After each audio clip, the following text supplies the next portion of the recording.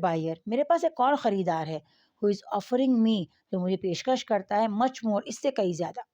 The caliph said, खलीफा ने कहा, I can offer you 50% profit. मैं आपको पेशकश करता हूँ 50% मुनाफे की. हज़रत उस्मान ताला still declined. हज़रत उस्मान ताला ने फिर भी मना कर दिया.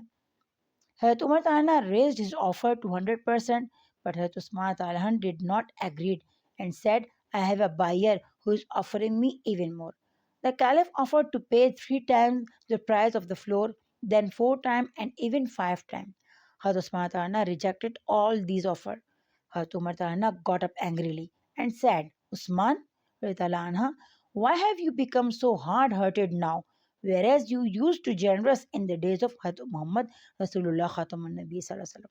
He answered, I am only doing business and I would sell my goods to the one who would give me the greatest profit.